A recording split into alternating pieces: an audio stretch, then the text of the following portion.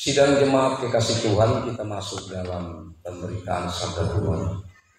Firman Tuhan dari Injil Lukas pasal 4. Injil Lukas pasal 4 ayat 38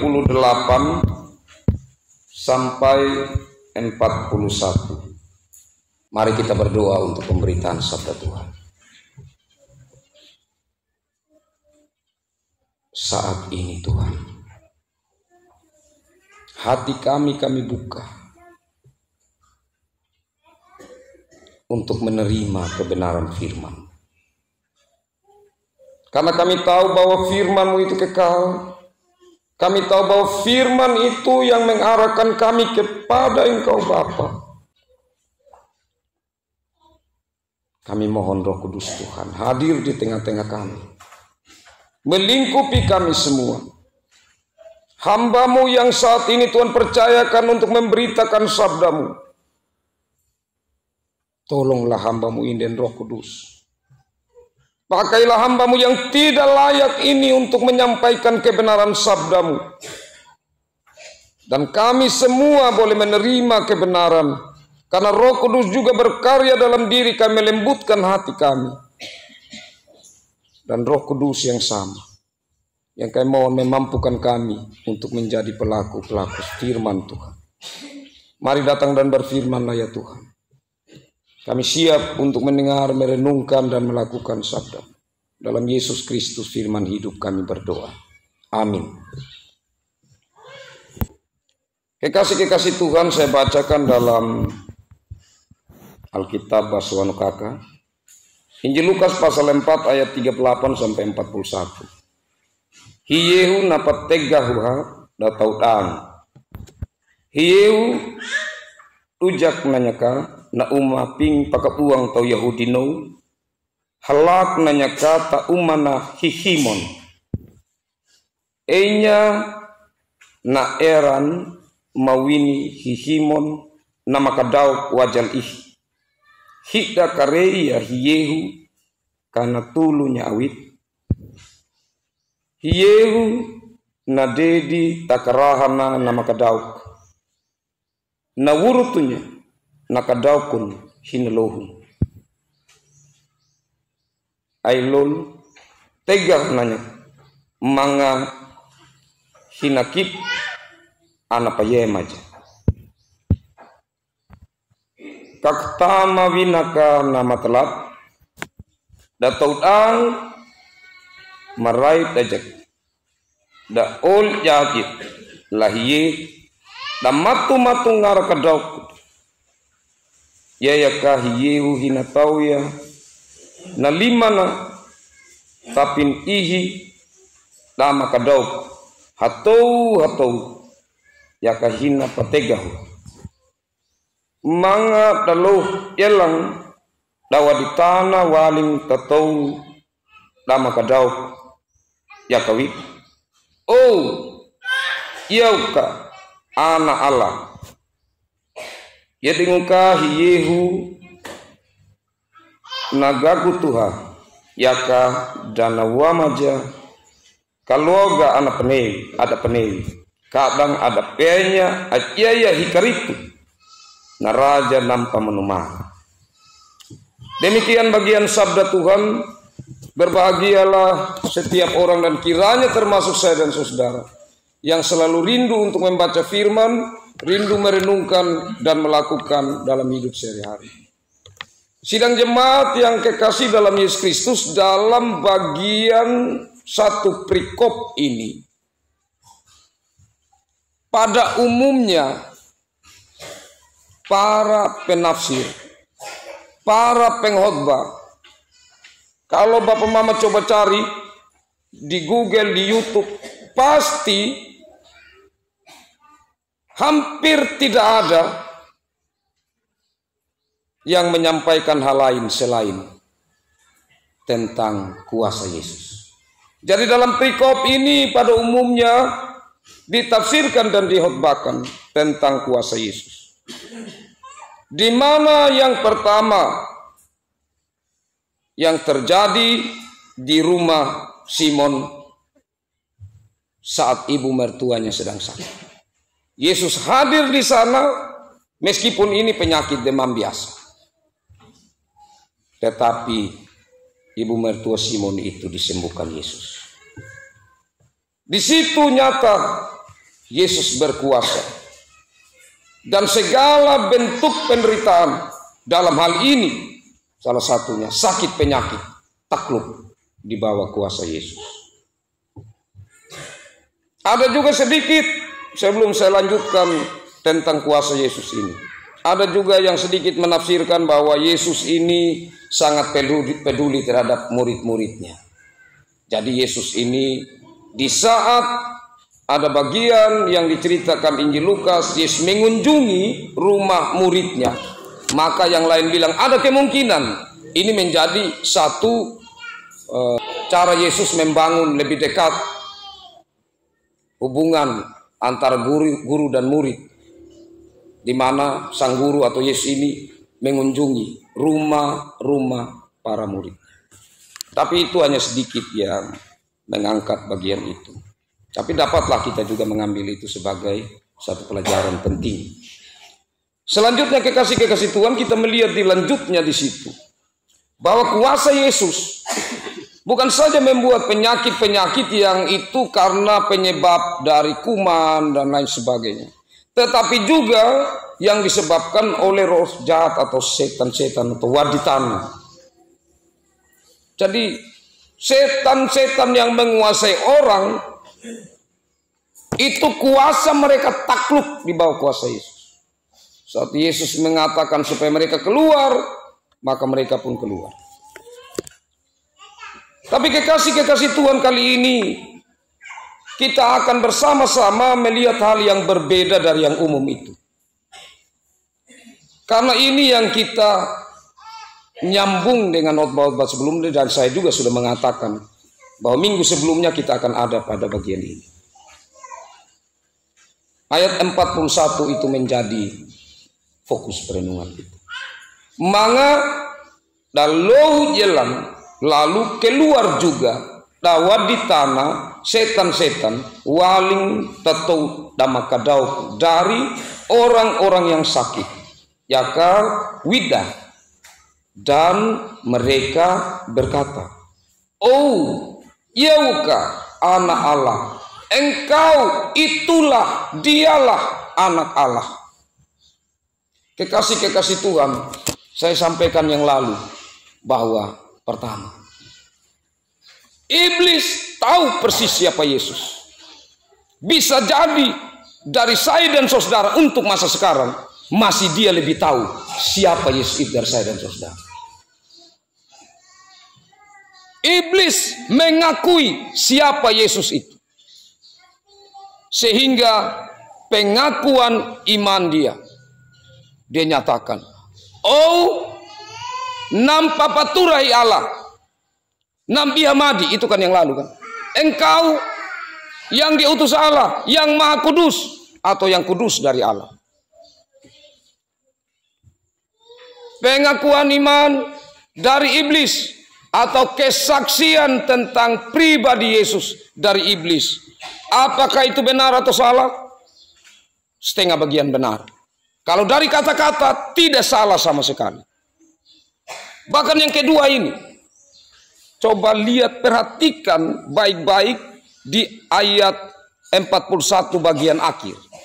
Setelah Yesus melarang ya, "Yetingka tetapi hiyeu na gagatuha," melarang keras dan wajah maka loga, tidak memberi kesempatan ada panewi. Mereka berkata, nah ini sekarang kadang karena ada penya mereka tahu ajaya hikaritu dialah Kristus, nah raja nampak menumara, raja penyelamat.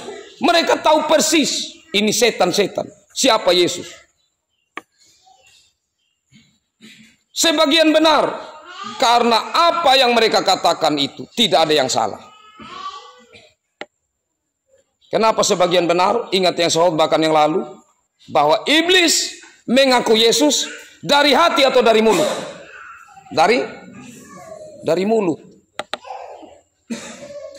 Dia punya kalimat saja, macam kita begini. Tuhan bilang jangan sebut nama Tuhan di sembarangan. Terantuk begini, oh mori. Itu sembarangan. Itu hanya dari hati kita, tidak. Tapi bukan saya katakan bahwa itu sama seperti setan, tidak. Tapi di sini saat berhadapan dengan serius di hadapan Allah, harus benar-benar hati kita terarah kepada Dia. Mengaku Yesus adalah Tuhan, betul datang dari hati, bukan sekedar dari mulut. Karena itu pengakuan yang benar adalah pertama-tama pengakuan datang dari hati. Yang kedua, pengakuan itu kan percaya, dan percaya itu adalah satu yang pribadi dan sulit dilihat. Kalau orang tanya saya, engkau percaya Yesus? Ya percaya. Tapi kan dia tidak lihat. Tertulis di dalam diri saya ini percaya. Tertulis di pikiran saya ini percaya. Karena itu iman tanpa perbuatan pada hakikatnya adalah mati. Hanya orang melihat bahwa saya dan saudara beriman, percaya kepada Tuhan itu lewat perbuatan. Ini hal yang berikut yang sama sekali berbeda antara pengakuan dan perbuatan dari setan. Setan mengakui Yesus itu anak Allah. Anak Allah, anak Allahnya, tapi hatinya menyangkal dan perbuatan selalu menghalangi rencana Allah dalam Yesus Kristus untuk penyelamatan. Nah, kekasih-kekasih Tuhan, sekarang kita masuk pada pertanyaan, kenapa Yesus melarang mereka dengan keras atau sangat? Itu dikatakan dalam bahasa Indonesia. Lalu ia dengan keras melarang mereka dan tidak memperbolehkan mereka berbicara. Pertama, kenapa Yesus larang? Karena memang tidak layak. Untuk pengakuan itu datang dari setan. Tuhan tidak butuh. Setan mengakui siapa Tuhan. Kenapa? Karena setan sudah memberontak terhadap Tuhan. Karena dia malaikat yang jatuh. Apalagi yang dia mau akui. Kalaupun diakui, dia bertobat sudah kan tidak mungkin. Setan itu sulit. Hal yang tidak mungkin untuk dia bertobat. Karena akar kejahatan sudah merasuk. Dan dia tidak bisa lagi keluar dari itu. Yang ada dia berusaha supaya manusia justru itu bisa masuk di dalam bagian kerajaan. Jadi yang pertama itu karena tidak layak. Yang kedua, karena setan ini mau menggagalkan rencana Yesus. Di saat dia mengatakan, engkau anak Allah, orang-orang yang hadir di situ mendengar, itu bisa salah tangkap. Mereka kan orang-orang yang saksikan, ini yang keluarkan setan. Kalau setan bilang engkau anak Allah, berarti Yesus berkomplotan dengan setan, bakawan dengan setan. Kalau Yesus tidak larang. Kalau Yesus tidak larang, ya kawan. Sama dengan kalau kita melihat sesuatu hal, Bapak Mama kekasih Tuhan, yang tidak benar, dan kita ada di situ, dan itu dibicarakan tentang kita, yang maksudnya dia sindir saja begitu. Orang dengar yang lain seperti benar, tapi sebenarnya dia sindir.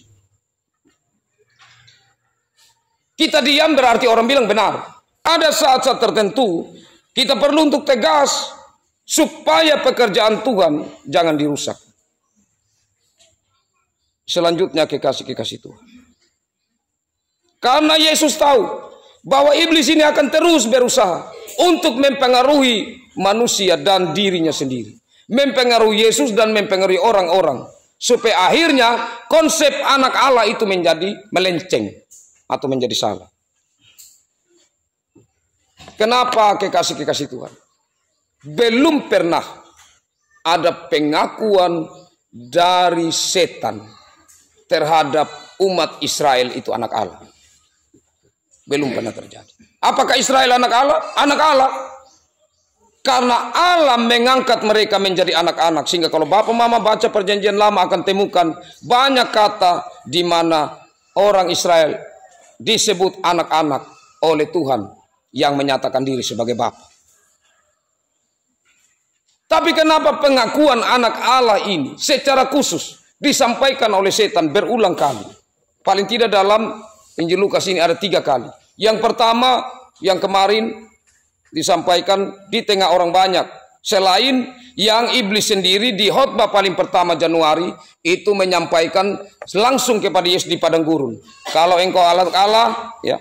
Kalau engkau anak Allah, ubah batu ini jadi roti. Yang ketiga juga begitu. Pencobaan yang ketiga. Ya, jadi yang pertama tadi jadi roti. Yang ketiga, kalau engkau anak Allah, mulai kau terjun dari atas sini, dari atas bait Allah ini. Pasti ada yang tada engkau. Malaikat-malaikat tidak mungkin akan buat engkau tersandung atau jatuh.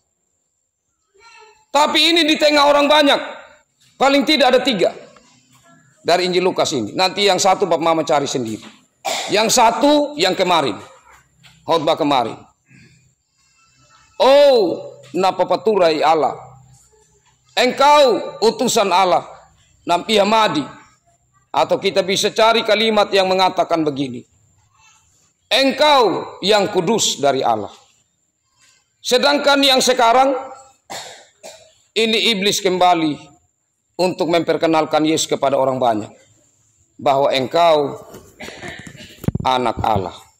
Atau Yewuka anak Allah. Nanti yang ketiga di Injil Lukas juga akan Bapak Mama temukan bahwa engkau anak Allah yang maha tinggi. Kekasih-kekasih Tuhan. Untuk apa terus menerus meskipun sudah dilarang tetapi iblis atau setan-setan ini berupaya untuk memperkenalkan Yesus. Untuk memberi kesaksian terhadap Yesus. Sedangkan Yesus sendiri tidak minta. Dan Yesus sendiri terus melarang mereka. Tentu ini mau merusak pekerjaan Allah. Dalam diri Yesus. Karena iblis sudah tahu siapa Yesus. Bahwa saat manusia jatuh dalam dosa. Saat Allah memberi hukum sekaligus janjinya kepada manusia. Berhadapan dengan si ular yang dipakai oleh iblis. Keturunanmu hai perempuan nanti akan meremukan kepala ular. Dan engkau ular nanti akan meremukan tumit dari keturunan perempuan ini. Iblis sudah mulai ada dalam bayang-bayang bahwa kelak kepalanya akan dihancurkan. Dan di sini dia mau mengganggu Yesus supaya kuasanya atau kepala itu tidak dihancurkan. Nah, kekasih-kekasih Tuhan. Setelah kita memahami kenapa Yesus melarang ini. Dalam konteks saat itu, kita akan melihat lebih jauh usaha dari iblis ini. Bapak Mama kekasih Tuhan, kalau kita baca terus sampai kepada akhir-akhir, baik itu Matius, baik itu Markus, baik itu Lukas, maka akhir-akhir dari kitab itu, di mana Yesus diperhadapkan di pengadilan. Di situ tuduhannya apa? Tuduhannya apa? Iblis masih pakai, para imam-imam kepala masih pakai, bahkan umat Yahudi waktu itu untuk mengganggu siapa Yesus ini supaya dia dihukum. Yaitu kita bisa lihat bersama kekasih-kekasih Tuhan di Matius 27 ayat 43. Ia menaruh harapannya pada Allah. Baiklah Allah menyelamatkan dia jikalau Allah berkenan kepadanya, karena ia telah berkata, aku adalah anak Allah. Jadi Yesus terus diserang. Waktu berhadapan dengan para imam-imam kepala, mereka bilang, siapa engkau? Apakah engkau ini Mesias? Engkau ini anak Allah? Iya benar. Dorang langsung koyakkan pakaian mereka. Tidak perlu saksi lagi. Langsung dia ini harus dihukum mati. Tapi kemudian kekasih-kekasih Tuhan, di tengah-tengah iblis yang memberi pengakuan tetapi itu palsu, di tengah-tengah dipengaruhi oleh iblis, umat Israel Yahudi waktu itu, dan khususnya imam-imam kepala, Mereka tidak memahami Yesus, dan karena keanak-alahannya, maka ia harus dihukum. Mari kita lihat di Matius 27. Matius 27 ayat 54. Kita melihat perbandingan yang sangat terbalik ya.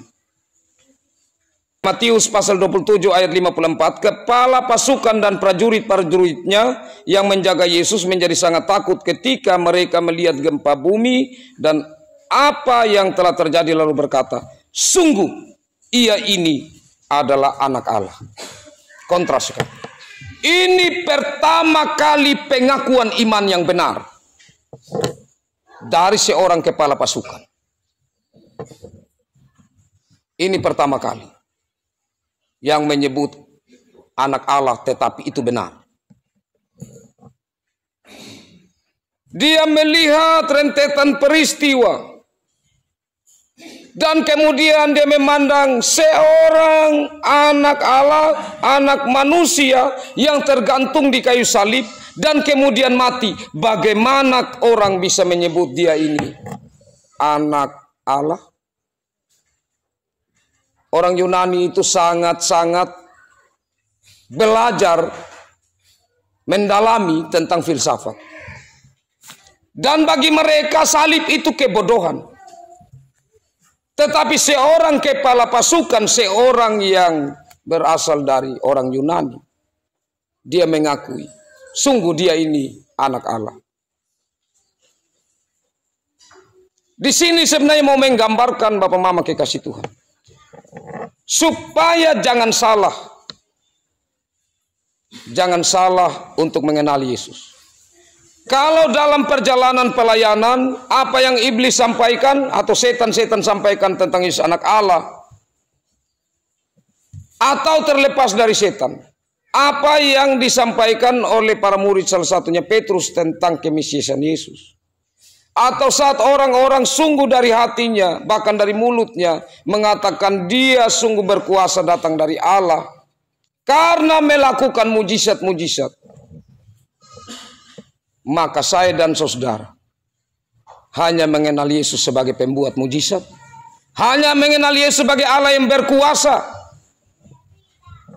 Tetapi Allah dalam Yesus Kristus datang ke dunia, bukan itu yang tertinggi, bukan itu tujuan yang utama untuk melakukan mujizat, untuk menyatakan kuasanya, tidak. Tapi tujuan utamanya, karena begitu besar kasih, bukan kuasa. Karena begitu besar kasih Allah akan dunia ini, sehingga ia telah mengaruniakan anaknya yang tunggal. Hanya karena dorongan kasih, maka Yesus tersalib. Karena itu, siapa yang bisa tidak melihat perbuatan-perbuatannya, mujizat-mujizat yang dilakukan, tapi mengakui dia sebagai anak Allah? Hanya kepala pasukan yang pertama kali, bukan murid yang selama itu dekat dengan Yesus, yang selama itu melihat secara dekat bagaimana Yesus yang punya hati berbelas kasih. Bukan mereka. Mereka memandang Yesus tidak berdaya.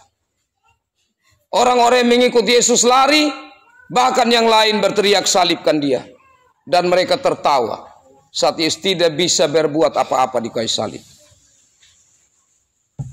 Padahal Yesus dapat melakukan. Di saat Yesus bilang, ayo paku semua terlepas, saya mau turun jalan santai-santai supaya mereka lihat saya berkuasa. Bisa, tapi tidak. Untuk siapa Yesus tetap rela menahan kuasanya sebagai anak Allah? Untuk saya dan saudara, itu satu kasih yang tertinggi, yang sangat mahal, yang tidak bisa terbayarkan. Dan disitulah kepala pasukan ini mampu melihat secara dalam bahwa dialah ini anak Allah. Karena ia melihat ada kejadian-kejadian yang luar biasa juga. Kekasih-kekasih Tuhan. Sekarang yang terakhir. Apa yang saya dan saudara tahu tentang anak Allah? Saya katakan tadi, iblis tahu persis. Sekarang saya dan saudara, sejauh mana kita tahu Yesus itu anak Allah? Yesus anak Allah, bangsa Israel, umat Israel, anak-anak Allah.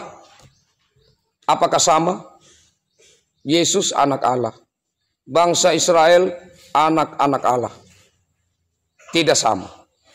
Yesus anak Allah, anak tunggal Allah. Sedangkan manusia, saya dan saudara, yang menjadi bagian dari bangsa Israel. Atau bangsa Israel masa kini. Kita adalah anak-anak Allah yang diangkat oleh Allah menjadi anak-anaknya dalam Yesus Kristus. Bagaimana memahami? Jadi ada satu Bapak Mama? Satu dialog, salah satu pendeta berhadapan dengan beberapa orang Islam. Orang Islam dengan bangganya berdiri begini. Kalau anak presiden, tidak mungkin kalau bapaknya presiden, anaknya dipanggil presiden. Iya kan? Kalau bapaknya bupati, ya dia anaknya tidak mungkinlah dipanggil bupati. Tapi kenapa Yesus itu disebut sebagai Allah? Atau disebut sebagai anak Allah? Berarti Yesus sama dengan yang lain. Kan anak itu dilahirkan. Manusia juga dilahirkan. Sama. Dan pendeta ini berdiri. Dia bilang begini. Kalau presiden itu kan jabatan sementara. Kuasa yang diberikan itu sementara. Bukan seumur hidup. Kalau monyet, anak monyet, itu disebut monyet kan? Betul tidak? Dia dari monyet. Tapi dia anak monyet. Dia disebut monyet. Anak babi tetap disebut babi. Anak Allah, ya disebut Allah. Salah tidak? Karena hakikatnya sama. Karena satu. Tapi manusia, dia anak-anak Allah. Tetapi kenapa tidak disebut Allah? Karena dia dilahirkan. Karena dia dicipta. Karena dia bukan pencipta. Karena dia anak diangkat menjadi anak. Jangan lupa Bapak Mama, ini penting sekali. Jadi hanya Yesus Kristus, anak tunggal Allah.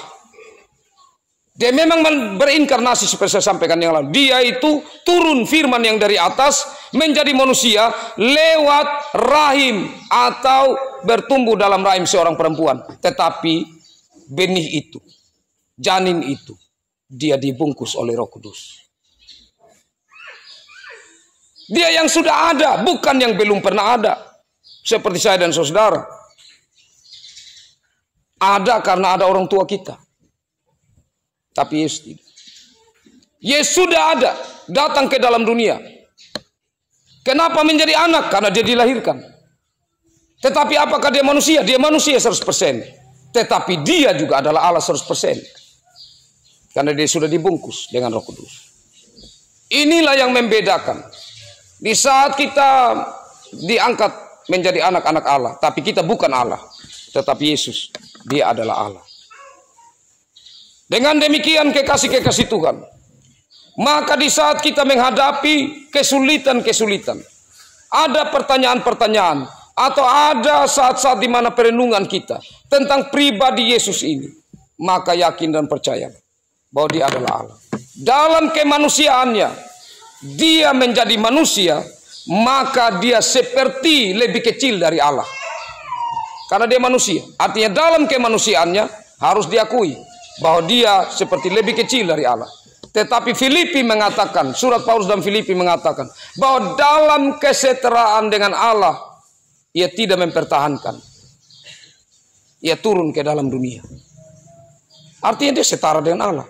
Dia adalah Allah. Atau pribadi yang ada di dalam Allah. Dengan ini kekasih-kekasih Tuhan, kiranya pembelajaran tentang Yesus sebagai anak Allah ini bisa kita pahami. Pertama, kesimpulan. Pengakuan Yesus anak Allah, karena saya dan saudara mengerti siapa dia. Dia yang kita imani.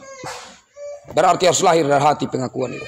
Selanjutnya yang berikut, kekasih-kekasih Tuhan, kita juga harus selalu bersaksi tentang dia. Jangan malu, jangan takut. Iblis saja mau bersaksi. Meskipun tujuannya, motivasinya itu salah. Tetap saya dan saudara yang telah beriman kepada Yesus Kristus, mari bersaksi tentang dia. Jangan takut menyatakan tentang Yesus di tengah-tengah kehidupan kita. Karena itu iman kita nyata lewat perbuatan kita.